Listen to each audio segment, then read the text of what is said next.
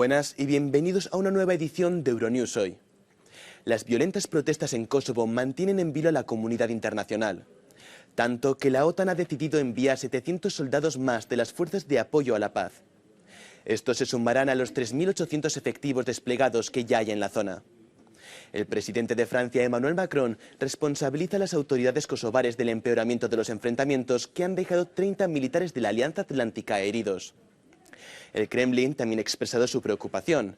El portavoz de la presidencia rusa, Dmitry Peskov, ha declarado que Moscú apoya a los serbios y asegura que su país sigue de cerca los acontecimientos. Y es que este miércoles decenas de manifestantes han vuelto a concentrarse hoy frente a los ayuntamientos del norte de Kosovo para pedir la retirada de los alcaldes de la mayoría albanesa cuya autoridad no reconocen. Unos ayuntamientos que los soldados de la OTAN custodian y cuyos alrededores están reforzando con concertinas. Mientras tanto, Rusia, que continúa con los bombardeos en Ucrania, ha respondido al ataque con drones sobre la capital. El presidente Vladimir Putin ha acusado a Kiev de intentar intimidar a los ciudadanos rusos. En Sudán, el ejército pone fin a las negociaciones de paz con las fuerzas de apoyo rápido, con quienes llevan semanas luchando por el control del país. Un duro golpe para Estados Unidos y Arabia Saudí, que han mediado para poner fin a este conflicto que ha sumido a Sudán en el caos. Todo esto y mucho más en el informativo de hoy. Pasamos a los titulares. Estados Unidos insta a Turquía a que apruebe el ingreso de Suecia en la OTAN. Tanto Washington como el secretario general de la Alianza presionan para que el país entre antes de la cumbre de Vilna. Alarma en Japón y Corea del Sur por el lanzamiento de un satélite norcoreano que confundieron con un misil balístico. El empresario Elon Musk visita Pekín y se reúne con ministros chinos para discutir los futuros proyectos de la empresa Tesla en el país. La OTAN desplegará 700 tropas adicionales para ayudar a sofocar cualquier nuevo brote de violencia en Kosovo. Las fuerzas de apoyo a la paz de la OTAN han acordonado la zona donde el lunes se produjeron enfrentamientos con ciudadanos serbo-kosovares que causaron 30 heridos entre los efectivos de la alianza. El motivo de los disturbios son las elecciones a la alcaldía. La OTAN y la Unión Europea tratan de mediar entre Pristina y Belgrado. KFOR, the NATO forces, will take all necessary actions to maintain a safe and secure environment for all citizens in Kosovo. And we will continue to act impartially in line with our United Nations mandate. Se están realizando intensos esfuerzos diplomáticos para rebajar la tensión de la situación. El presidente serbio Aleksandar Vučić ha pedido a los embajadores de Francia, Alemania, Italia, el Reino Unido y Estados Unidos que garanticen la seguridad de los serbios de Kosovo. Por otro lado, en un mensaje de vídeo emitido el martes por la noche, el primer ministro de Kosovo, Albin Kurti, insistió en que los alcaldes elegidos el 23 de abril son los únicos que tienen legitimidad para estar en los edificios municipales. Los disturbios han surgido a raíz de un enfrentamiento que tuvo lugar la semana pasada después de que funcionarios albaneses elegidos en votaciones con muy poca participación debido al boicot por parte de los ciudadanos serbios entraran en los edificios municipales para tomar posesión de sus cargos.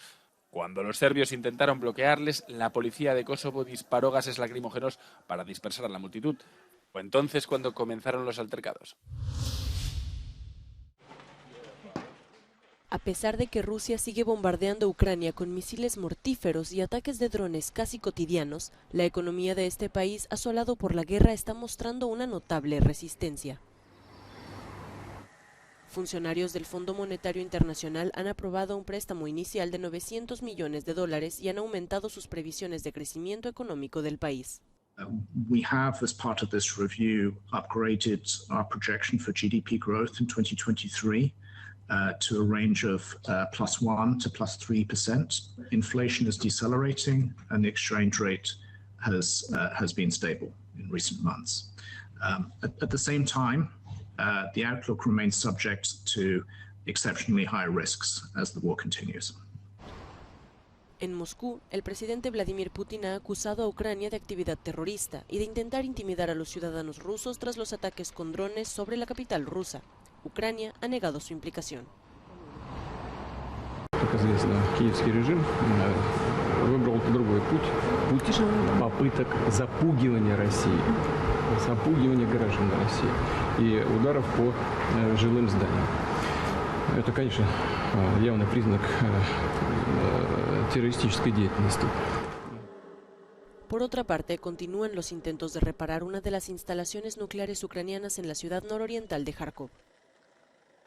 Aunque el Instituto de Física y Tecnología fue alcanzado por misiles rusos el año pasado, no se registraron fugas de radiación. Sin embargo, el Organismo de Control de la Energía Atómica de la ONU advierte actualmente de que la situación de la central nuclear de Zaporilla sigue siendo frágil y extremadamente peligrosa.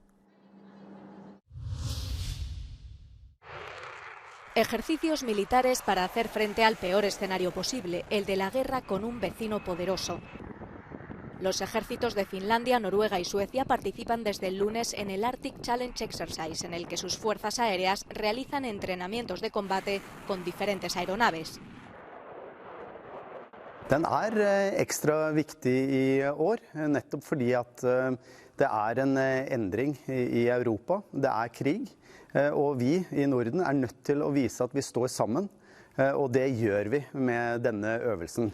Los ejercicios concluyen el 9 de junio. Una muestra de la importancia de estas maniobras es la posible participación del portaaviones estadounidense Gerald R. Ford, que es el mayor buque de guerra jamás construido y lleva a bordo 75 aviones de combate.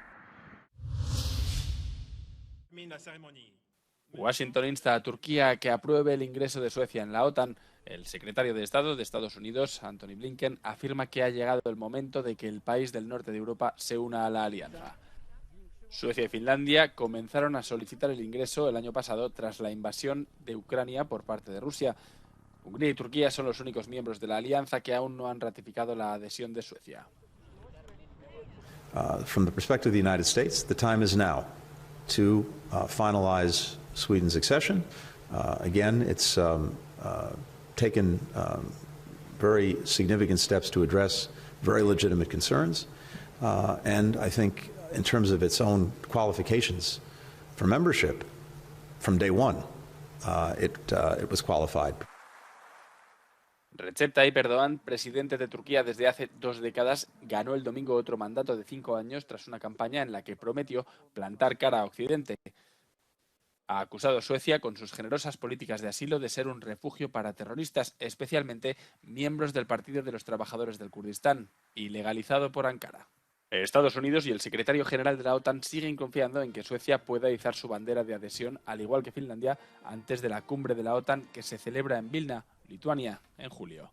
Queda preguntarse si para entonces el presidente turco levantará el veto a la entrada del país nórdico. El presidente turco fue ovacionado en su primer acto público en Ankara tras su histórica reelección en las urnas. Dirigiéndose a la Unión de Cámaras de Comercio y Bolsas, Recep Tayyip Erdogan repasó los logros de sus 20 años en el poder e hizo una reflexión sobre su resultado. Elbette seçim sürecini tüm yönleriyle enine boyuna değerlendireceğiz. Aynı şekilde sokaklardaki o eşi benzeri görülmemiş coşkunun arkasında yatan sebepleri de çok iyi analiz edeceğiz. Gerek anlamı, gerekse sonuçları itibariyle ülke olarak bir kader seçimi yaşadığımızın farkındayız. El líder islamista también habló de resolver los problemas pendientes con la Unión Europea. Son dönemde adeta bir siyasi şantaj olarak kullanılan bu vize sorununu en kısa sürede inşallah hal yoluna Erdogan afirmó que mantendrá la lucha contra la inflación y reveló su intención de establecer una zona de seguridad y paz alrededor de Turquía. Sobre el conflicto de Ucrania dijo que es posible una solución diplomática al tiempo que se protege a Turquía de convertirse en parte de un conflicto que podría acabar en desastre. Sudán se enfrenta a combates más intensos a medida que la tregua se acerca a sus últimos días. Los informes indican que el ejército y las fuerzas de apoyo rápido están utilizando una amplia gama de armas, incluida artillería pesada y aviación, para llevar a cabo ataques en la periferia y centros urbanos. Los combates más intensos se han registrado en la ciudad de Darfur. El jefe del ejército, Abdel Fattah al-Burhan, aseguraba estar dispuesto a luchar hasta la victoria mientras visitaba posiciones en la capital, Jartum. La escalada continúa a pesar de la firma de otra tregua en Jeddah. El ejército y las fuerzas de apoyo rápido acordaron prolongar el alto el fuego solo durante 5 días. A mediados de abril estallaron intensos combates tras una disputa sobre los planes del gobierno de integrar a las paramilitares fuerzas de apoyo rápido bajo el control del ejército. Las partes tienen puntos de vista diferentes sobre el futuro político del país y se culpan mutuamente de despreciar los intereses nacionales. Al menos 850 personas han muerto, aunque se estima que el número de víctimas mortales pueda ser mucho mayor. Los países del sur de la Unión Europea muestran su enorme preocupación por la sequía que afecta a su territorio y su fuerte impacto en el sector agrícola. Los que más la sufren piden a Bruselas recursos económicos y que considere el uso de un depósito de 450 millones de euros destinado a ayudar a agricultores y ganaderos en momentos de crisis. El ministro español de Agricultura, Pesca y Alimentación, Luis Planas, da cuenta de la situación en su país. En este año estamos viviendo, en el caso de España, una disminución superior al 30% desde el comienzo del año hidrológico de las precipitaciones. Eso tiene consecuencias directas, tiene consecuencias desde el punto de vista de la alimentación animal, de los pastos, tiene consecuencias también desde el punto de vista de las cosechas de invierno que no han podido completarse, tiene también consecuencias sobre las cosechas de primavera que no han podido en algún caso sembrarse y tiene también consecuencias sobre el regadío que tiene un menor rendimiento. Un informe presentado a los ministros de la UE por Portugal, también en nombre de Francia, Italia y España, ofrece más cifras sobre las dificultades que atraviesan. A finales de abril, el 21,6% del territorio de la UE estaba en alerta naranja y el 3,2% en alerta roja. España y Portugal están pagando el precio más alto por la falta de lluvias, pero hasta los países bálticos y escandinavos experimentan una inusual sequía. En España las lluvias han sido un 24% inferiores a la media en el periodo comprendido entre el 1 de octubre de 2022 y el 25 de abril de 2023, mientras en Francia 26 de sus 101 departamentos cuentan con un alto riesgo de sufrir sequía a finales de este verano. En Portugal la situación ha perjudicado las labores agrícolas en más del 40% de su territorio continental. En Italia la terrible combinación de falta de agua e inundaciones ha dañado especialmente actividades ganaderas, viñedos, cultivos de cereales y la producción de frutas y verduras. La reducción del cauce de los ríos ha provocado además un traspaso de sal del mar al delta del río Po, lo que inutiliza su agua para fines agrícolas.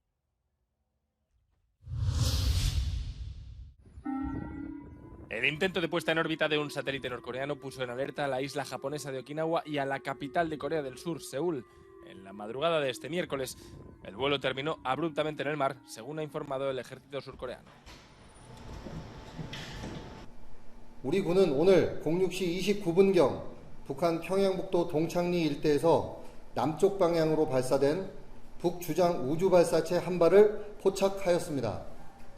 동발사체는 백령도 서쪽 먼바다 상공을 통과하여 어청도 서방 200여 킬로미터 해상에서 비정상적 비행으로 낙하하였습니다.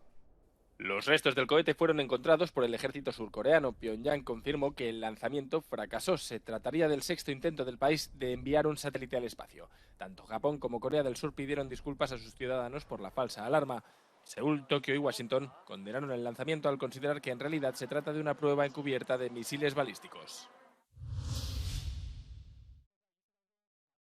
Elon Musk ha visitado Pekín para hablar de los futuros proyectos de su empresa Tesla, que ha expresado su voluntad de desarrollar y ampliar su actividad en China. En abril, la empresa anunció sus planes de construir una nueva fábrica de baterías en el país. Durante su estancia, Musk se reunió con varios funcionarios, entre ellos los ministros de Asuntos Exteriores y de Industria. El Ministerio de Exteriores chino dijo que durante la reunión con el ministro, Musk se opuso a las tensiones económicas entre Estados Unidos y China. La actividad internacional de Elon Musk podría ser un problema importante para la Casa Blanca. El presidente estadounidense anunció que podrían examinarse los contactos del empresario con otros países. Elizabeth Holmes ha ingresado en prisión para comenzar su condena de 11 años por estafar a los inversores de Theranos, una empresa de supuestos análisis de sangre de última generación.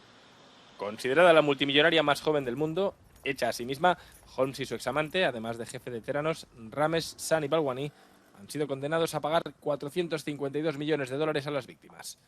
Balwani ya cumple una condena de 13 años. Holmes creó Theranos en 2003 cuando tenía 19 años y dejó sus estudios en la Universidad de Stanford para dedicarse 100% a su empresa. Decenas de miles de profesores rumanos de primaria y secundaria en huelga marcharon hacia los edificios del gobierno en Bucarest reclamando mejores salarios, más inversión en educación y una reforma del sistema educativo del país. Los organizadores calculan que participaron entre 15.000 y 20.000 profesores. Los líderes sindicales han rechazado las ofertas del gobierno en varias rondas de negociaciones desde que comenzó la huelga el 22 de mayo. Los empleados de la sanidad y los ferroviarios también han señalado que se preparan para ir a la huelga. Los líderes sindicales franceses llaman a sus afiliados a participar en otra gran jornada de acción contra la reforma de las pensiones el 6 de junio. 2 días después, el Parlamento debatirá un proyecto de ley que pretende derogar el controvertido aumento de la edad de jubilación de 62 a 64 años. Hasta la fecha se han celebrado 13 jornadas de huelgas y manifestaciones que han causado numerosos trastornos, sobre todo en las grandes ciudades. Los sindicalistas también están enfadados porque la medida se impuso sin votación parlamentaria.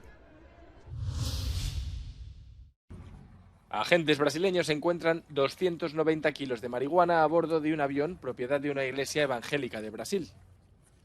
Al parecer, la aeronave está vinculada a Josué Bengtsson, exdiputado federal, que también es tío de un antiguo ministro del gobierno. Está registrada a nombre de la iglesia cuadrangular, donde Bengtsson ejerce de pastor. La policía ha detenido a un individuo que, al parecer, huía del lugar de los hechos. Air New Zealand exige a los pasajeros que se pesen antes de embarcar en vuelos internacionales.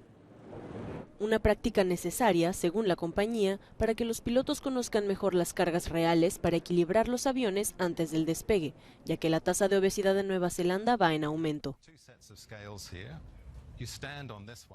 Aunque los pasajeros han expresado sus sentimientos encontrados, los responsables prometen que las cifras de las básculas no serán visibles para los demás pasajeros. Los datos son confidenciales y no deben publicarse en ningún sitio.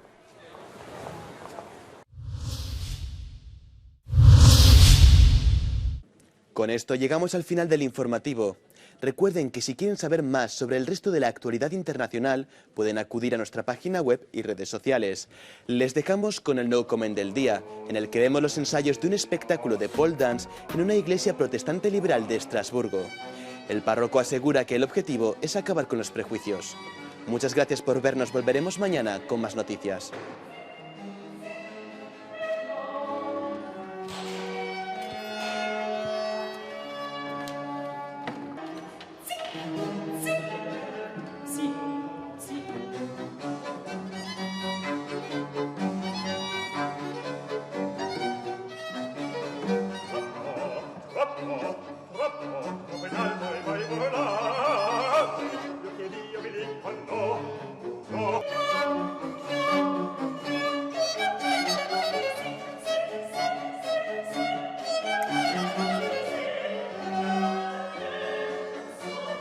Thank you.